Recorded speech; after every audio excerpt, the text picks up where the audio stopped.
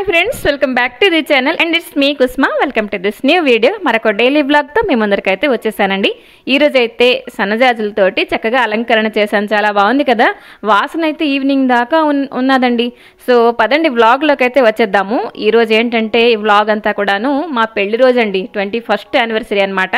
ఆ రోజు మా వాళ్ళ కోసం ఏంటంటే రెసిపీలు చేశానో ఈ వీడియోలో షేర్ చేసుకుంటాను. మరి ఈ డ్రెస్ పీస్ చూస్తున్నారు కదా, ఇదైతే నా మ్యారేజ్ డే కోసం ఆర్డర్ పెట్టానండి. వచ్చేసింది ఇన్ టైంకి. కానీ బాందిని ప్రింట్ అంటే నాకు చాలా ఇష్టం. ఇందులో ఒక మైనస్ పాయింట్ అండి ఏంటంటే బ్యాక్ సైడ్కి కొన్ని మరకలు అయితే ఉన్నాయన్నమాట. లైక్ ఎలాగంటే ఆయిల్ మరకలు లేకపోతే ఈ డై చేసిన మరకలు ఏంటో తెలీదు. అయితే మా టైలర్ ఆవిడకి చెప్పాను, పిక్ పెట్టాను, ఒకసారి చూడండి కటింగ్లో ఏమైనా పోతుందా అని అంటే సరిగ్గా బ్యాక్ సైడ్ వస్తుంది అని చెప్పేసి అన్నారు. సో రిటర్న్ పెట్టేశాను. సో నా దగ్గర ఉన్న వాటిల్లో ఒక మంచి డ్రెస్ అయితే ఈరోజు వేసేసుకున్నానండి. సో నార్మల్గా మార్నింగ్ ఏంటంటే నార్మల్ వంట, పెరుగు కూడా మంచిగా తోడుపెట్టేశానండి. బిర్యానీ చేసుకుంటామన్నమాట మధ్యాహ్నం. ఇంకా పన్నీర్ కూడా తీసుకొస్తారు, పన్నీర్ కర్రీ కూడా చేద్దాము అని చెప్పేసి. అయితే మార్నింగ్ వంటలో వచ్చేసరికి దొండకాయలు అయితే కర్రీ చేస్తానండి, ఇంకా ఆనపకాయ రాయితా, ఇంకాను వేయించిన కందిపప్పు. ఏవైనా మంచి రోజులు వచ్చాయనంటే వేయించిన కందిపప్పు మా ఇంట్లో కంపల్సరీగా చేస్తామన్నమాట. ఇంకాను ఇదిగోండి ఫ్రిడ్జ్లో అయితే దొండకాయలు ఇవన్నీ తీసుకొస్తుంటే మొన్న రిసెప్షన్లో ఒకరు మిఠాకిల్లి ఇచ్చారండి. మీకు ఇష్టమా? నాకైతే చాలా ఇష్టం. మంచి వాసన వస్తుంటుంది, ఏవేవో బోల్డన్ని వేస్తారు కదండి, నాకైతే చాలా ఇష్టం. అయితే తినలేదు, అది అని చక్కగా ప్యాక్ చేశారంటే నేను అలా దాచుకొని ఇప్పటిదాకా ఉంచుకున్నాను. చూడండి ఎన్ని వెరైటీస్ వేశారు. అన్నట్టు పెళ్లి రోజు అని చెప్పాను కదా, మా ఆయన కోసం ఒక షర్ట్ ఆర్డర్ పెట్టాను. అదైతే ఎందుకో ఆర్డర్ అయితే క్యాన్సిల్ అయిపోయింది. సో కొంచెం బాధ అనిపించింది, కానీ ఓకే, కొత్త బట్టలు ఉంటేనే మనకి ఏమైనా పండగలా ఏంటా అని చెప్పేసి ఇద్దరం కూడా సర్దుకుపోయాం. మళ్ళీ తర్వాత పెట్టుకుందాంలే ఆర్డర్ ఏమైనా అని చెప్పేసి. నాకన్నారు ఆఫ్లైన్ వెళ్ళేసి ఏమైనా తీసుకో అని చెప్పేసి. అతను ఆర్డర్ క్యాన్సిల్ అయిపోయింది షర్ట్ది, మరి నేను ఎందుకులే అని చెప్పేసి నేను కూడా మరి అంతగా ఇంట్రెస్ట్ అయితే చూపించలేదండి. సో ఈ పెద్ద మూట చూస్తున్నారు కదా, దొండకాయలండి, 17 రూపాయలు కిలో అని చెప్పేస్తే వెంటనే మేము తీసేసుకున్నాము.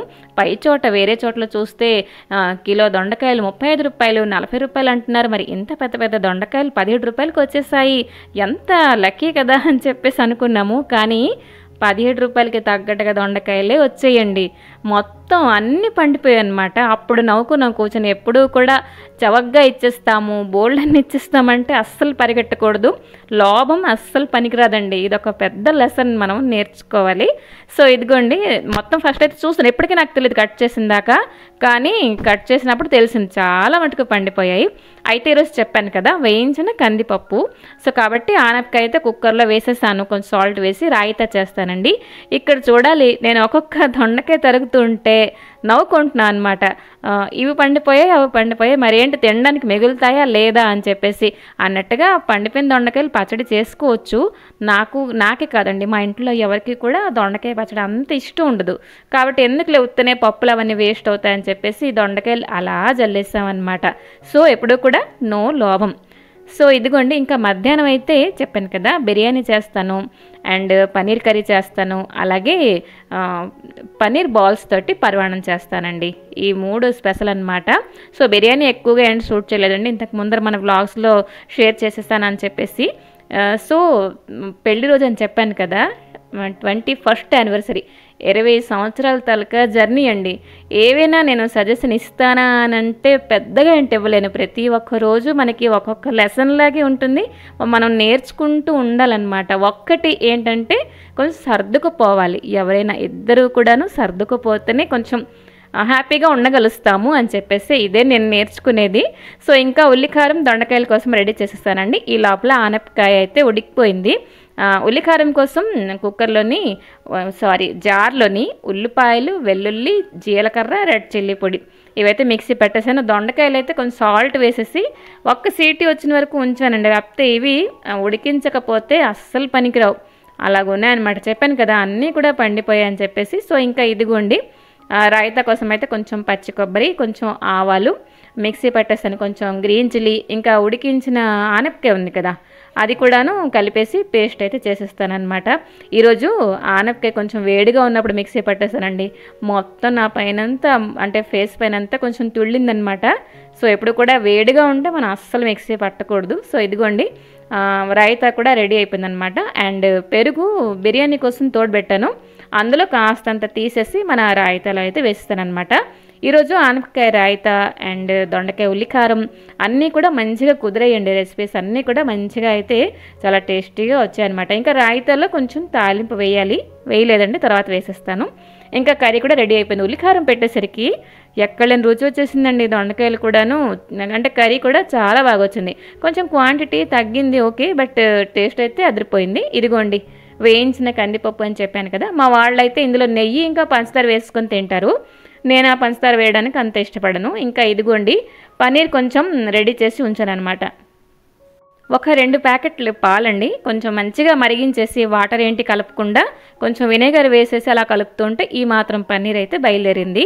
అయితే మార్నింగే చేసేసాను, పన్నీర్ అంతా శుభ్రంగా పిండేసి ఉంచాను అనమాట. ఇదైతే నెక్స్ట్ అండి మధ్యాహ్నం టైము. పన్నీర్ అంతా ఫ్రిడ్జ్లో ఉంచాను కాబట్టి తడి గుడ్డలో చుట్టేసి ఉంచితే ఎంత సాఫ్ట్గా ఉందో, అస్సలు డ్రై అవ్వలేదండి. సో ఇదిగోండి ఇప్పుడైతే పన్నీర్ బాల్స్ మనం రెడీ చేసుకోవాలి. ఇలాంటి పరమాన్నం ఎప్పుడైనా భోజనంలో వాటిల్లో పెడుతూ ఉంటారు, మీకు ఐడియా ఉన్నదా? నాకు ఇష్టం చాలా. సో ఇంకా పన్నీర్ అంతా అరచేతితోటి అలా మనం స్మాష్ చేసుకుంటూ వెళ్తూ మొత్తం సాఫ్ట్గా అయిపోయిన తర్వాత కొంచెం వేసుకున్నాను సూజీ. వేసుకుంటే మనకి ఏంటంటే రసగుల్లా చేసినప్పుడు, మీరు ఎప్పుడైనా రసగుల్లా ఇంట్లో ట్రై చేశారా? నేను చేశానండి, చాలా బాగా వస్తుంది అనమాట. సో ఇదిగోండి చిన్న చిన్న బాల్సే నేను చేసుకుంటున్నాను, ఎందుకంటే ఇది మనం పంచదార నీటిలోని ఉడికించాలి మంచిగా, అప్పుడు కొంచెం సైజులో పెద్ద అవుతాయి. అయితే కొంతమంది సోడా వేసేస్తారండి. ఒకసారి సోడా వేస్తే ఈ బాల్స్ అన్నీ కూడా విరిగిపోయాయి అన్నమాట, కాబట్టి వేయలేదు. పన్నీర్ బాల్స్ అన్నీ అయితే రెడీ చేసేసానండి. ఇప్పుడైతే గిన్నెలో కొంచెం నెయ్యి వేసుకున్నానండి. ఆ తర్వాత కొంచెం రుచి రైస్ ఉంటుంది కదా, అదైతే చిన్న గిన్నెడు రుచి రైస్ ఫ్రై చేసుకున్నాను. ఈ రైస్కి బదులుగా మనం నార్మల్ రైస్ కానీ లేకపోతే పరమాన్నంకి వేరేగా దొరుకుతాయి కదండి, అదేంటంటారు రాజ్భోగో ఏదో అంటారు కదా, అది ఇప్పటిదాకా ఇప్పుడు ట్రై చేయలేదు, ఎక్కువ రేట్ అది, ఎప్పుడైనా తెద్దాం ఒకసారి. సో ఈ రైస్ అయితే కొంచెం మంచిగా ఫ్రై అయిపోయి ఉడికిస్తున్నాను. ఈ లోపల రెడీ అయిపోయింది బిర్యానీ. ఎంత చక్కగా వచ్చిందో తెలుసండి. సో కొంచెం కలర్ కూడా వేసామండి, నాకు బిర్యానీలో ఇలా 2-3 కలర్స్ కనిపిస్తే బాగుంటుంది. రైస్ అయితే బాస్మతి రైస్ కాదు, నార్మల్గా మనం మసూరి రైస్ వండుతాం కదా, సోనా మసూరి, దాంతోటే చేసామన్నమాట. సో ఇంకా ఒకసారి ఒక గంట తీసేసరికి అంత వడ్డించకపోయిందండి, నేను అంత తినలేదు. ఇదైతే మన వీడియో తీసిన తర్వాత ప్లేట్లోంచి సగం తీసేసానులేండి. సో ఇంకా ఇదిగోండి raita, paneer butter masala and biryani. So ఇదైతే అన్నీ చక్కగా కుదిరాయి అనమాట. సో ఇప్పుడు మనం చేసుకుంటున్నాము పన్నీర్ బాల్స్కి ఉడికించాలి, అదే ప్రొసీజర్. ఇప్పుడు వాటర్లో కొంచెం ఒక చిన్న గిన్నెతో గిన్నెడు పంచదార వేసేసి ఈ పన్నీర్ బాల్కి ఏంటంటే ఆ వాటర్లో మంచిగా ఉడికించాలి. మనకి రసగుల్లా కూడా ఇదే ప్రాసెస్ అనమాట. సో ఇదిగోండి ఫస్ట్ అయితే గట్టి మీద షూట్ చేశానండి, కానీ ఉడుకు తగ్గిపోతుంది కదా, యాక్చువల్గా స్టవ్ పైన పెట్టాలి. బిర్యానీ చేసి పన్నీర్ కర్రీ చేసి కొంచెం గలీజ్ అయిపోయిందండి, అందుకే అటువైపు మరీ షూట్ చేయలేదన్నమాట. సో ఇదిగోండి శుభ్రంగా ఉడుకుతున్న పంచదార వాటర్, అంటే సిర అంటాం కదా, మీరేమంటారు పంచదార వాటర్కి చెప్పండి. సో ఇంకా అందులో పన్నీర్ బాల్స్ అయితే ఉడుకుతున్నాయి. ఈ లోపల రుచి రైస్ అయితే ఉడికిపోయిందండి. అందులో వేసేసాను ఒక 1/2 లీటర్ పాలు. పాలైతే మరి మరిగించలేదు, నార్మల్గా ఇందులో వేసేసాను. చూడండి పన్నీర్ బాల్స్ కొంచెం పెద్ద సైజ్ అయ్యాయి కదా, చాలా చక్కగా. ఇందులో కూడా ఆ పంచదార సరిగ్గా సరిపోయిందనమాట, మరీ ఎక్కువ అవ్వలేదు, అలాగని చాలేదని కాదు. ఎంత సాఫ్ట్గా ఉన్నాయో తెలుసండి.